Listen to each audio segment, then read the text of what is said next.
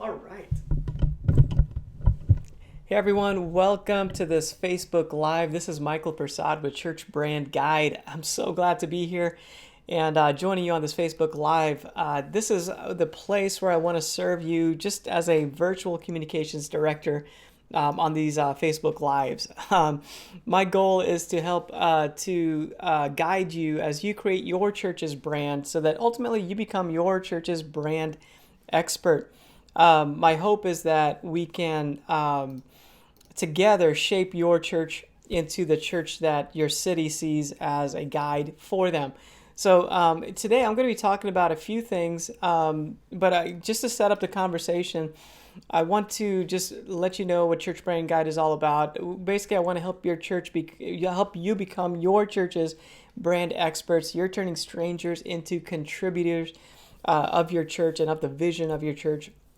With that, you'll steward your resources well. You'll say yes to the right things. You'll see more guests showing up, more life change taking place, and more people supporting your vision.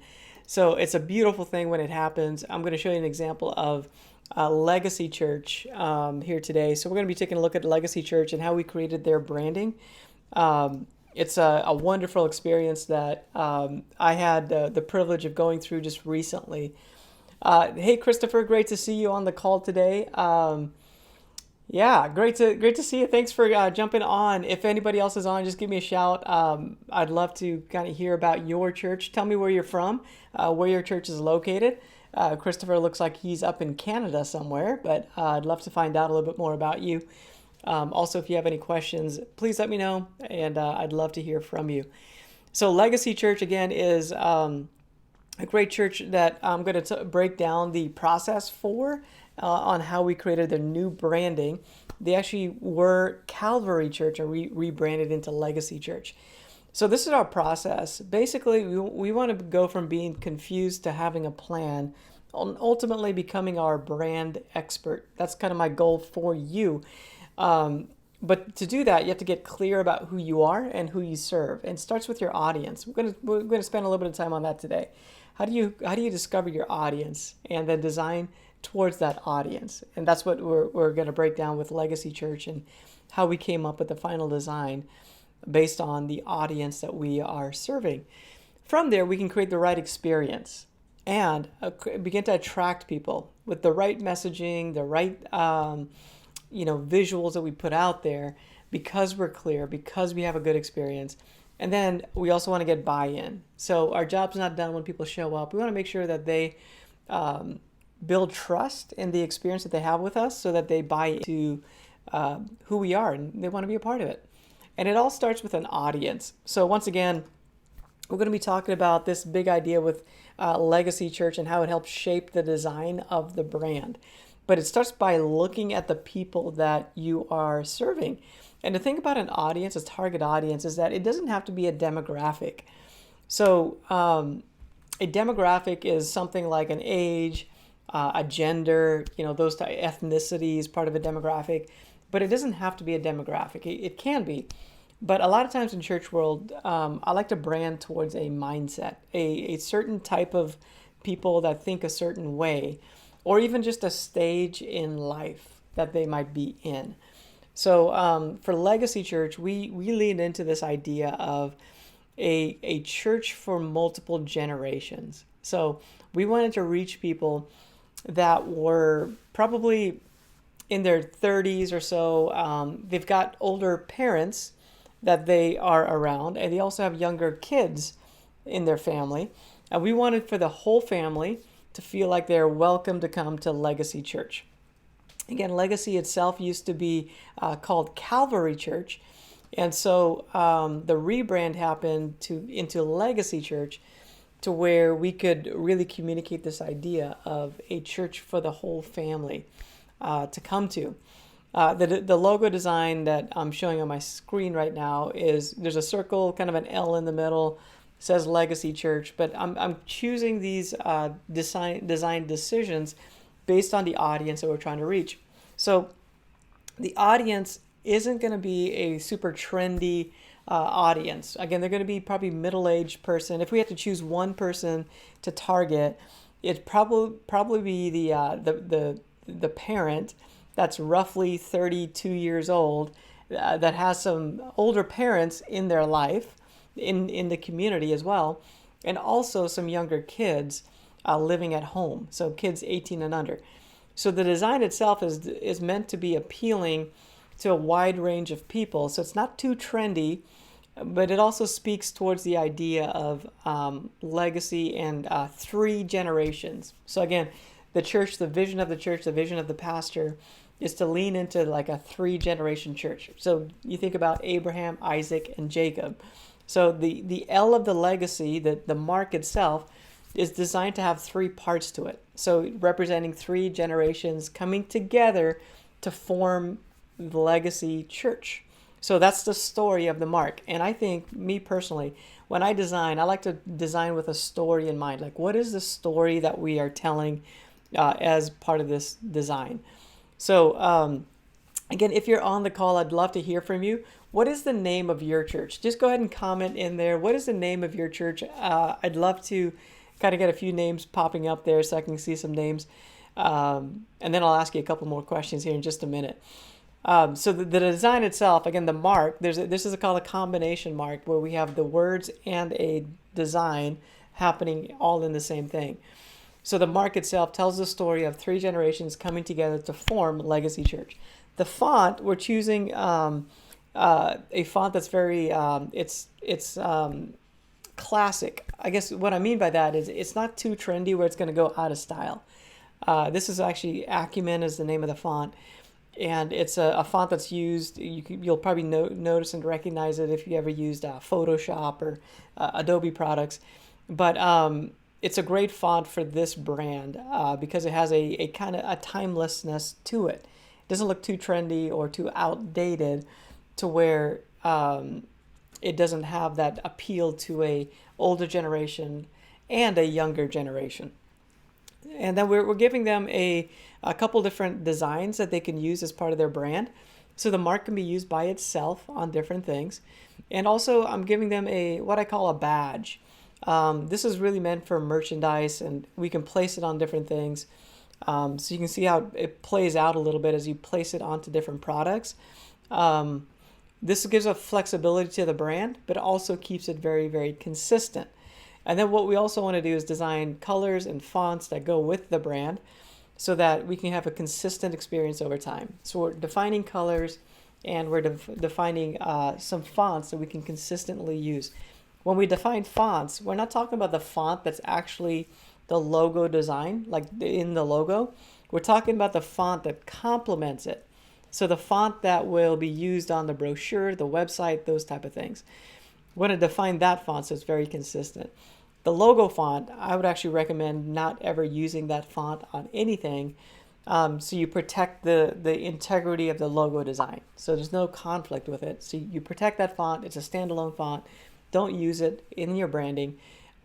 Very, very rarely. I mean, I think there's a few circumstances where you probably can, but I would just recommend using a complementary font that works well.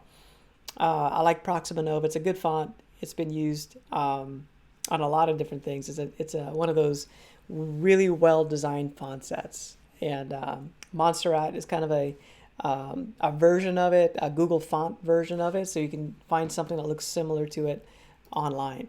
So again, we're designing towards our audience. All these design decisions that I'm talking about is designed to appeal to the audience that we are serving. All right, so Chris, I'm going to come over to you. You said you're in Canada. That's great. Awesome. Great to connect with you from South Florida down here. And the name of your church is Ruma Free Church. All right. Awesome.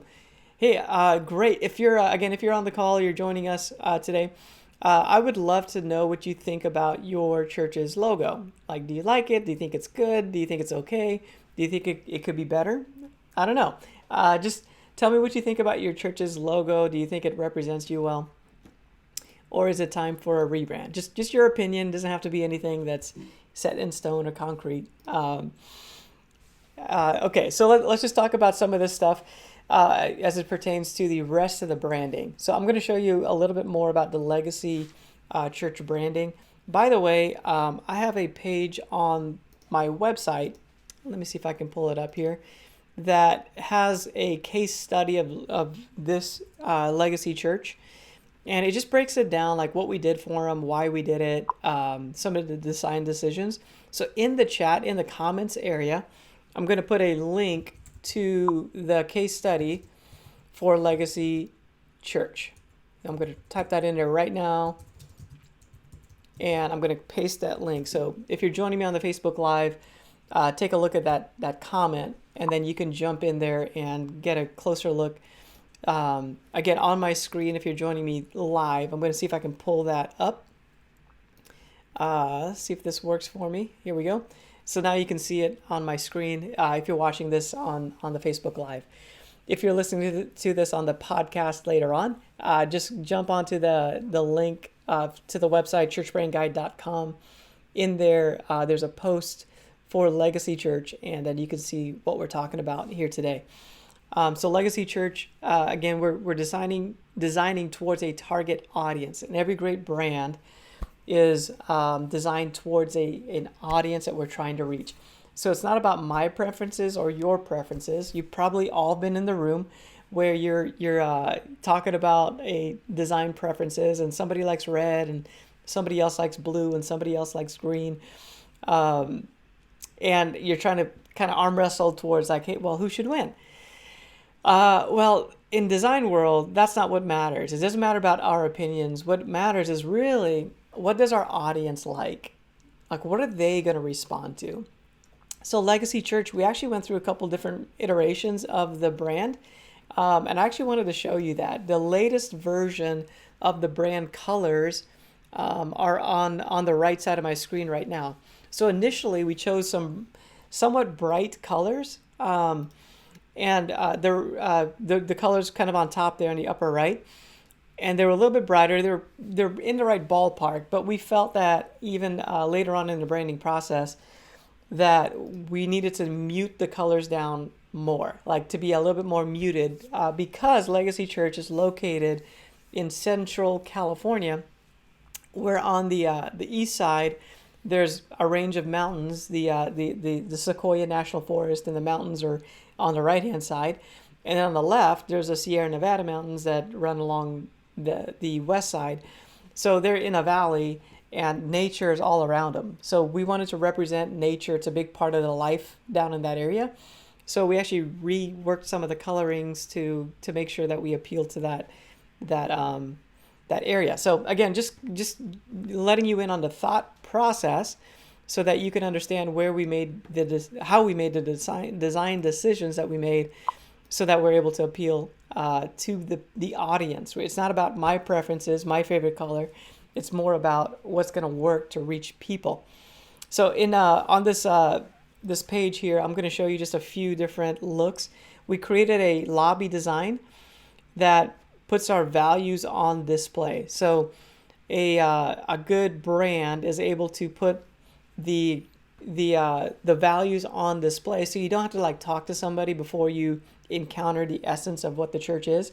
You can actually figure out what the church is all about well before you talk to the pastor or talk to anybody, even on the property. So one of the other things that we wanted to do was create a virtual tour of the church. So I'm going to play this video in the background here. And this is a virtual tour. Basically, I went on location, shot some video of Legacy Church. And then from that, we created a virtual tour that lets people visit and kind of see the experience before they come. And this is going to live on the website on a page specifically designed for first-time guests.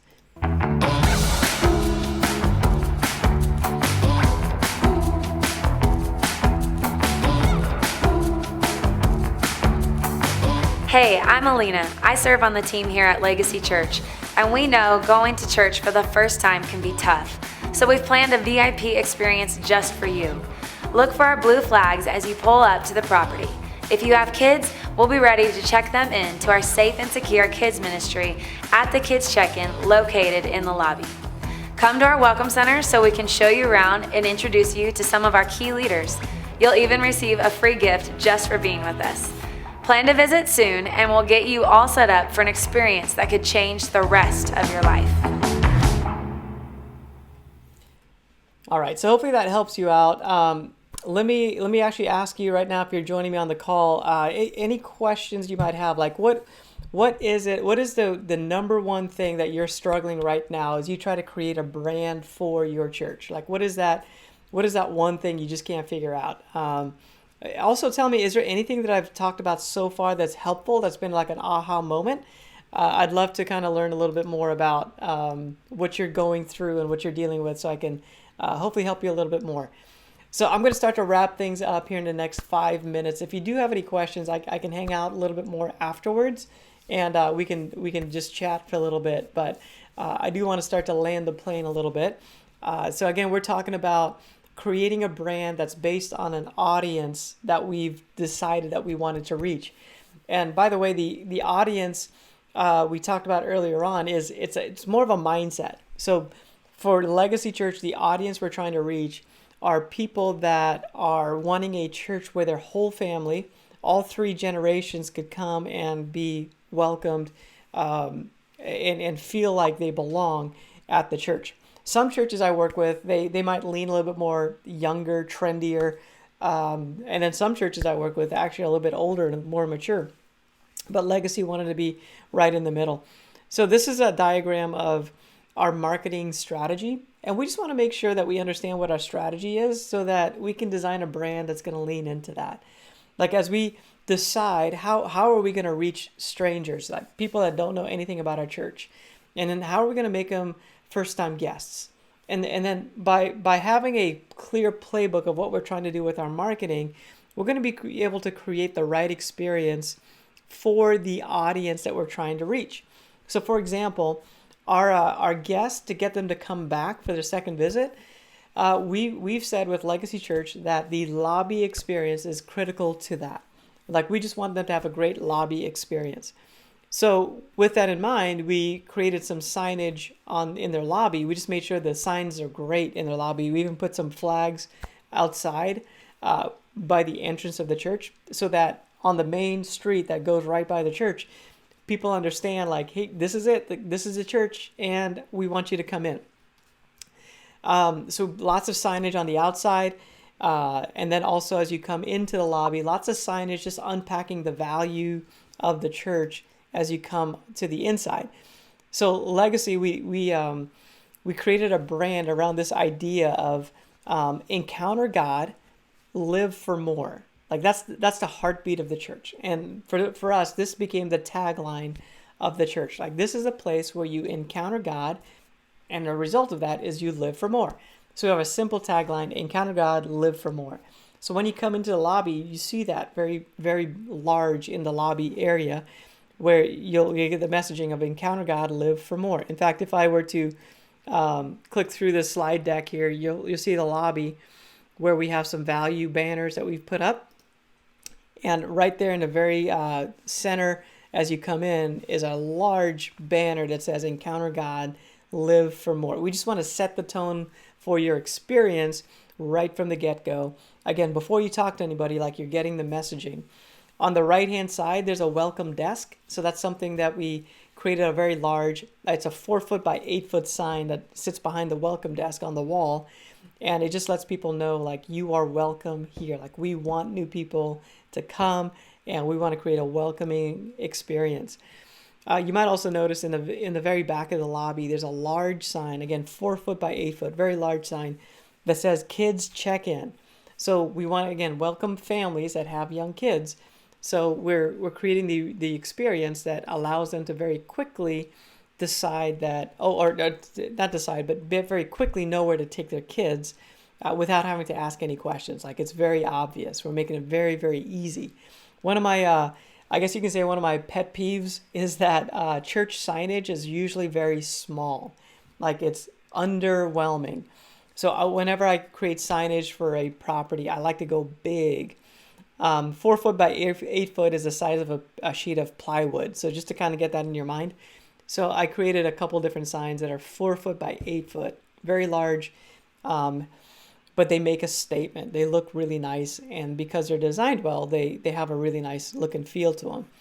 And again, the church branding, we just want to make sure that it's appealing to people that are in the area, that are outdoorsy people, that are they're going to go on a hike, they're going to go into the Sierra Nevada mountains, or they're going to go into the Sequoia National Park, and we want our brand to reflect that.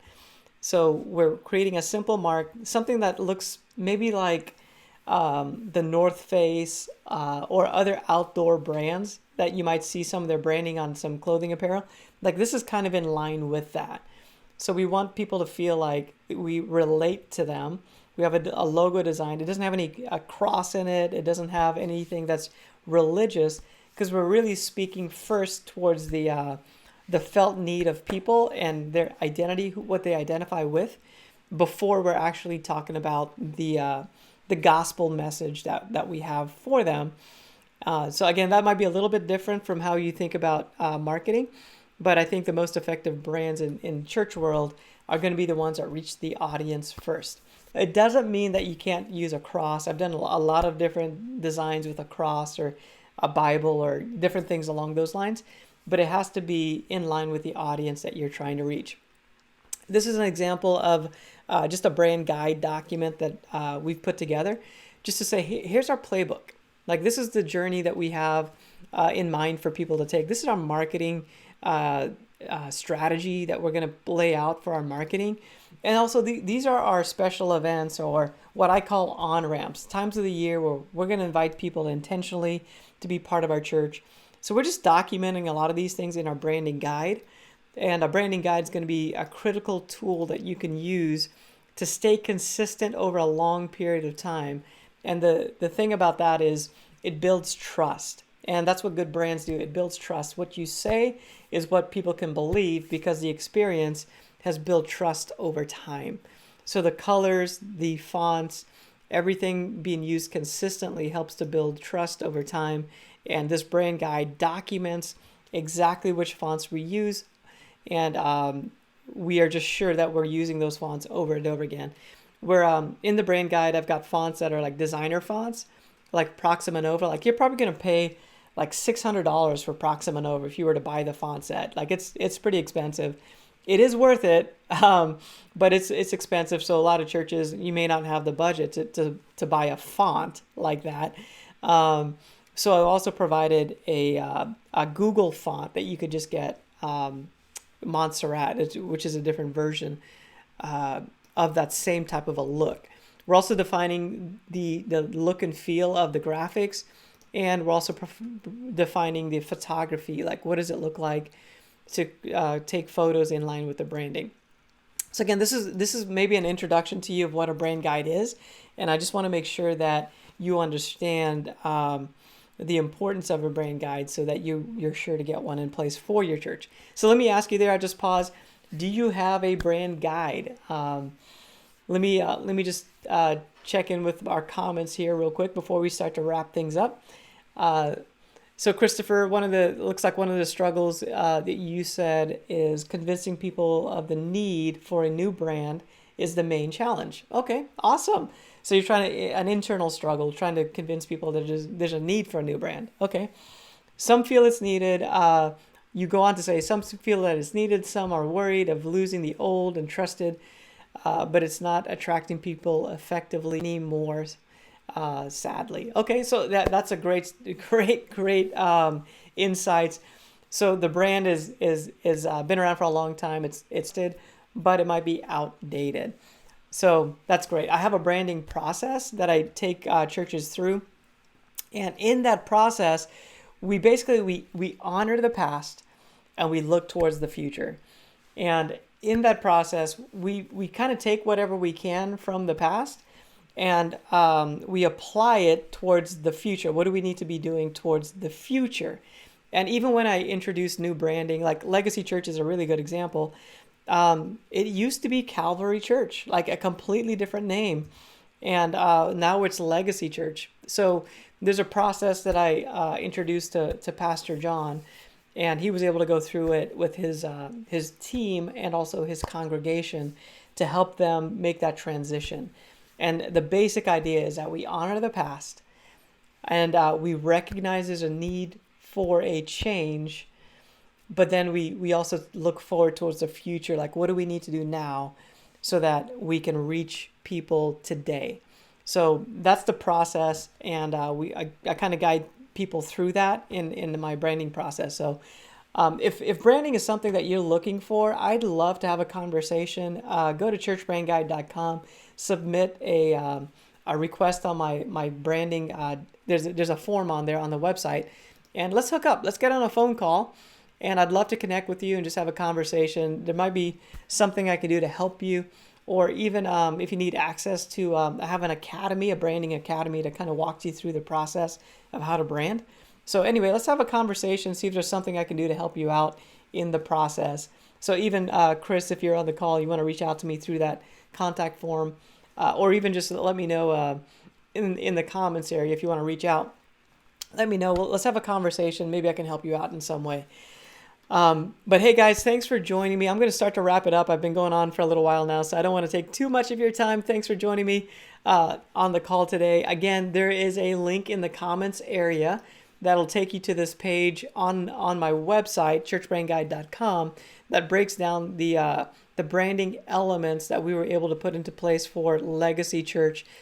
Photography is a big part of that. I didn't get to that today, but I actually went on location to Legacy Church. I was able to hang out with them, take photography, shoot some video, and also take a look at the lobby experience and the church experience and design a few things for them based on my visit. So that's something that I do for churches to help you just get it all right. It's one of those things where you could try to piece it together, or if you want me to just come in and do it, I can guide your team through it, and that's what Legacy did. And I had a great time working with them. Also, I have a checklist. If you're in the branding process, you're thinking about it. So, Christopher, if you're thinking about the branding process, there is a download that I have on my website for the church branding checklist. So that same link that I put in the comments area, the very bottom of that page, there's a church branding checklist. And in there, it'll just walk you through the branding process. So if you're trying to convince your team at the church that it might be time for a rebrand, this checklist is going to be helpful. It's going to help you understand the process and maybe unpack to your team what's needed, why a new brand might be needed, just based on what a brand is. So a lot of times people don't understand like all that a brand covers. So I'll provide the checklist. It talks about the audience. It talks about a strategy. It talks about your logo, website, signs, and just being authentic. And so, again, get that checklist. I think it'll help you out if you don't have it already. All right, guys. So thanks again. Let me make sure there's no final comments before we close things out. New Word Covenant Church in San Antonio. Thanks for jumping on today. Glad to see you there. Mandy, hey, glad you're on here too. Great to see you, Mandy, on the chat. Great. Awesome. Looks like that's pretty much it for today. So guys, thanks for joining me. Hopefully this helped you out. Hopefully the resources help you take this conversation further. And if you want to reach out, feel free to do that at churchbrandguide.com. I'd love to connect with you on a phone call. All right. I will see you next time. My name is Michael with Church Brand Guide.